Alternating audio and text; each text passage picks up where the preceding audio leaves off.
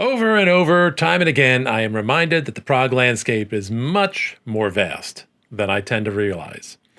I keep finding bands that are new to me, but have actually been around for a while, and I'm just late to the party. Well, Oak is one of those bands, and they have a new album out. You may be wondering, who are they? What do they sound like? How good is the album?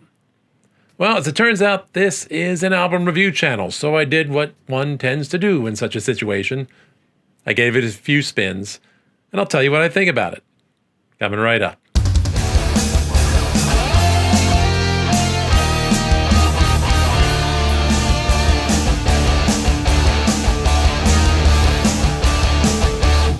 Hey, Prog Noggins, Dave here, and this is Bleeding Edge with your weekly album review.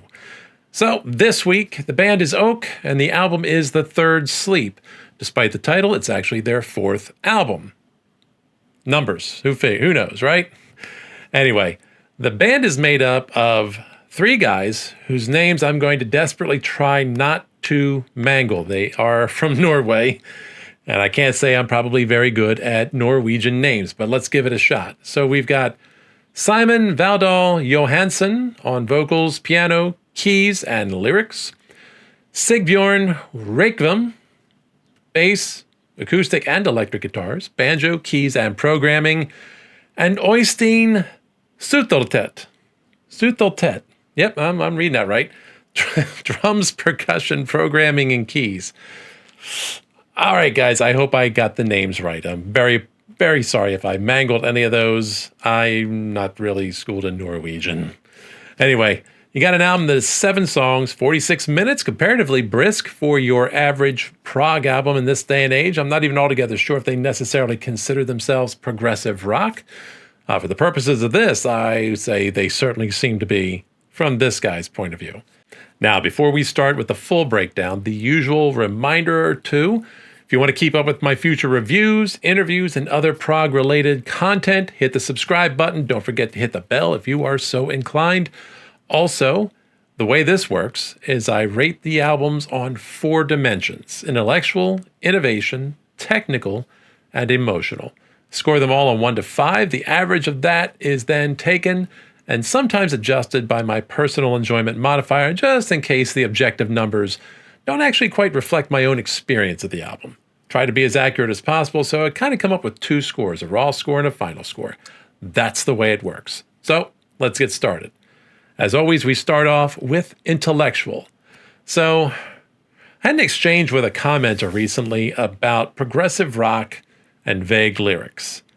The suggestion being that they are endemic to prog rock, and therefore it's pretty common. And I had noted in that exchange that makes it hard for me to rate the dimension of an album, the intellectual dimension, when I'm not exactly sure what the songs are about.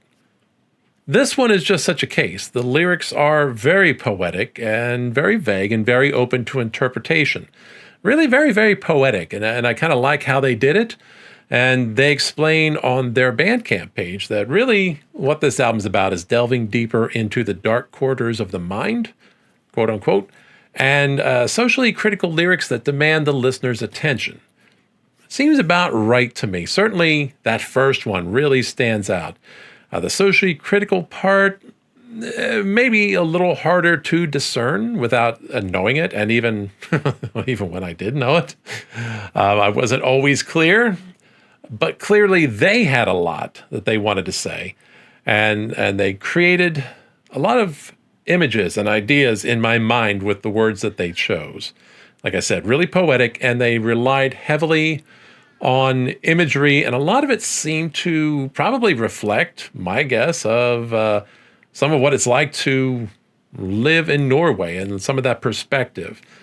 Some of the things that I got out of the lyrics of the songs, the idea that hibernation, as that being represented as a form of individual personal stasis, fear of change in that sense, or how humans used to function fine in the past with the night sky and no light and all that stuff, but now seem to be helpless without artificial light. Images of someone being lured into the water where they drown. That's dark. And to get even darker, to trump that, one that maybe is talking about a serial killer and how he perceives his victim, who may or may not be famous in some way. Anyway, those are the ideas I got out of some of these songs. I have no idea how close that was to the intent, but we'll see. I don't know. So in any event, they're adept at evocative poetry is my main point. Now, for the sake of consistency, while I say I have trouble rating, just how intellectual is this, given that I'm not sure I necessarily understood what was being written? The last time I came up with something like that, I rated that a 4, and I think that's exactly what matches here. I'm calling this a 4. A lot of strong intellectual effort in this part and thought behind what they're doing, but hard to rate it higher at the moment without being clear necessarily always what I'm reading. And all I can say is, in this case, this is more about art than it is about intellect on display here. So artistic scale, maybe I need to add that as a rating element. I'm not sure. I really haven't done that. Thought for the future. Let's see where we go with that. Meanwhile, moving on to innovation. Now, for me, I found that this was really a rather unique sounding album, and they definitely have generated their own distinct style. And I think a lot of that has to do with the decision to really make piano and acoustic guitar so prominent. The bass is so in the background that it's almost blended in, if not buried. It's an interesting mix, an interesting idea, rather, to bury it in the mix. Words, Dave.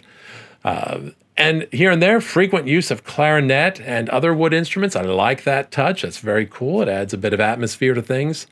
The liner notes mention modal scales. Now, I'm going to be honest that is outside the scope of my musical skill and knowledge. So I'm going to take their word for it. It sounds pretty cool, but I don't know exactly what it means. So, all that being said, I can't quite say they've necessarily created something especially new or something especially outside the box of what one expects from progressive rock or even folk metal, which maybe it could be considered, or whatever.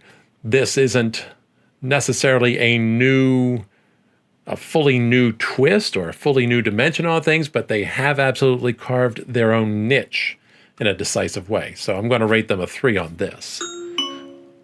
Motherfucker.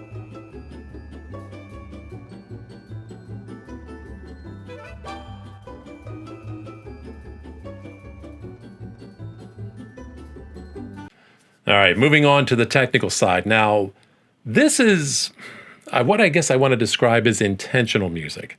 They're very deliberate in their pacing. They're very deliberate in their chord progressions. I don't feel like there's a lot of improvisation going on here. I feel like they're very deliberate. That might be a better word than intentional.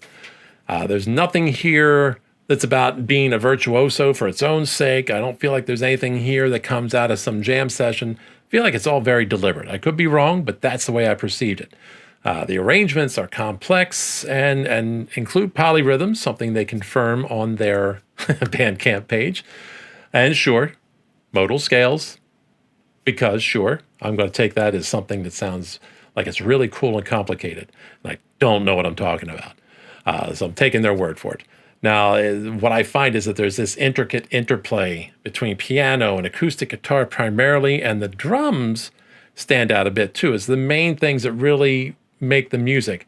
And again, the bass seems to be almost blended in there, and it's not necessarily always, for my ear anyway, easy to hear in the mix as a clear, distinct instrument. It's almost really the way it's mixed is that its presence is felt more than distinctly heard as another instrument. It's like it's almost part of the guitar and the piano lines in a way that adds depth without feeling always at every time like that there's another instrument there. I'm not sure if any of that makes sense to anybody else but my mind, but that's the way I would describe it. Meanwhile, there's some really tasty guitar solos mixed in here and there. There's not a lot of big soloing, but when they do it, it's really cool. It's really tasty and nicely done in a couple of songs. And maybe that's where you might hear a little bit of showing off. You know, if you're going to be prog, you got to show off maybe a little bit from time to time, right? The production itself is really atmospheric and moody, and that suits this music because this is an album that I would say is dripping in melancholy and a sense of isolation almost. And they mix in some clips of background dialogue here and there, not unlike some of the things you might hear in The Wall by Pink Floyd or Awake by Dream Theater. So overall, the attention to detail in the arrangements and the production is really impressive. And it's really, I think, part of what gives them a very distinct sound. So I'm rating them a 4 for this one.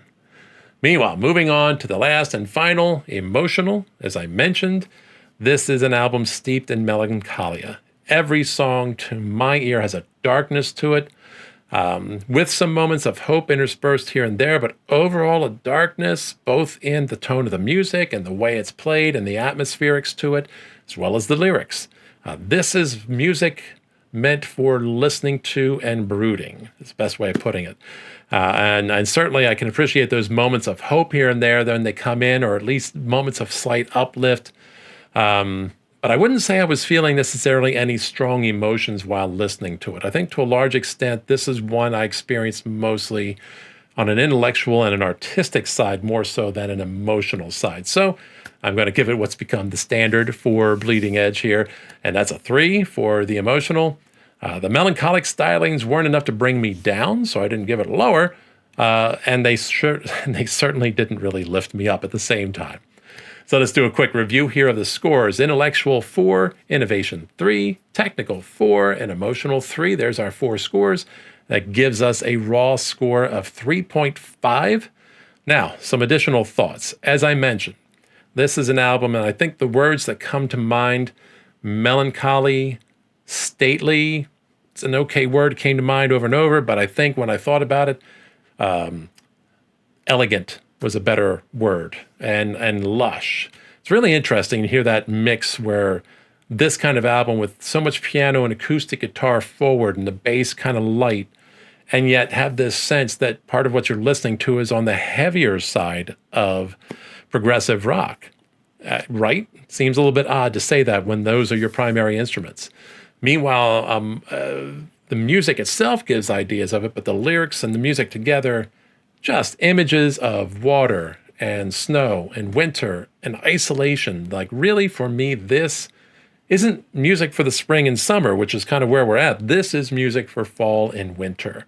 This is lonely walks through the woods, solo walks through the woods. They don't even necessarily have to be lonely. It could be because you enjoy a little sense of isolation.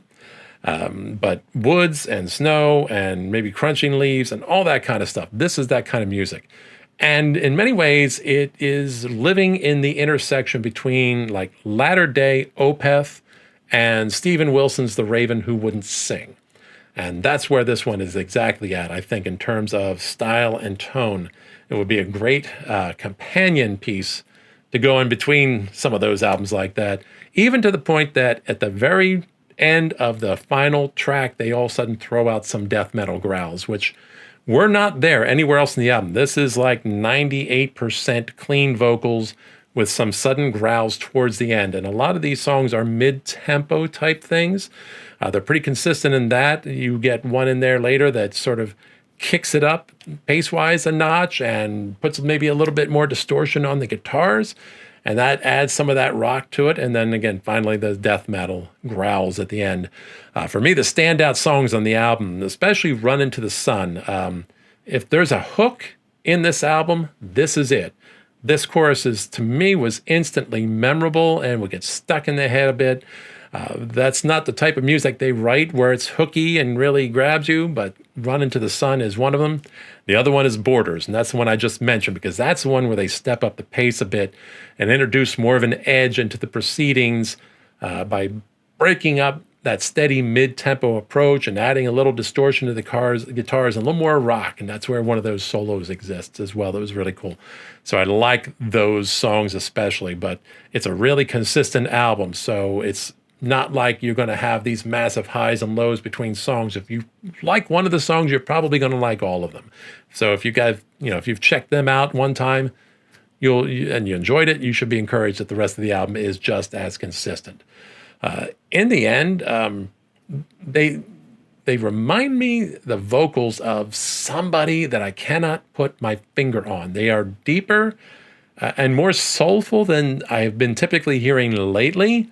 I wouldn't quite say baritone. They're not quite down to that deepness of, say, Michael Akerfeld clean vocals, but close to. But there's a unique quality that I just can't place, but I like them and I enjoy them. And the points where they are having these intricate harmonies for the vocals are very cool. It's very well done, and it's part of their unique sound. And again, I really dug the use of wind instruments. I believe it was clarinet I heard, but I think there might have been a flute in there somewhere as well. Now, I know. I love saxophone in my rock music, and they didn't pull out one of those that I noticed, but that's cool. That's fine by me because I like what they did. So in the end, I feel like I enjoyed this album a bit more than the raw score would suggest. I like their distinctly unique sound, and the atmospheric lushness of the music is really quite engaging. And it's interesting. I think the best way I can describe it is the music is somehow both delicate and powerful at once. And I think it's just that blending of their apparent influences that I see there with the Steven Wilson and the Opeth, and the blending of the piano and guitar and acoustic guitar that strikes the balance. And I think maybe that's in some way how that mixing of the bass is in there. You feel it permeating songs without necessarily standing out as an instrument by itself. Occasionally it does. I'm not saying that's the way the whole time, but it's interesting because it's just not, the two lead instruments aren't really the ones you think of as being powerful, forceful music, and yet somehow it still is. So I'm going to be adding a 0.25 enjoyment modifier for a final score of 3.75, which rates pretty highly so far this year for me. So there you go. That's Oak. You've heard my thoughts. Now share yours in the comments. So you agree or disagree? Is the Steven Wilson Opeth range accurate in your opinion? Do you think it fits in there well? Either way, big thank you to all of you watching. I do truly appreciate it. Next up, I'm going to be getting to one of the most widely anticipated albums of the year, meaning even outside of the prog world. Though not necessarily everyone might agree with me that it's prog. I tend to think it is, but we'll see what awaits with the new album. Maybe they take a different direction. And yes, I am talking about Sleep Token's latest. Something to look out for. All right, finally, I leave you with the reminder, as always, never fear to deviate from the norm. And of course, keep it proggy.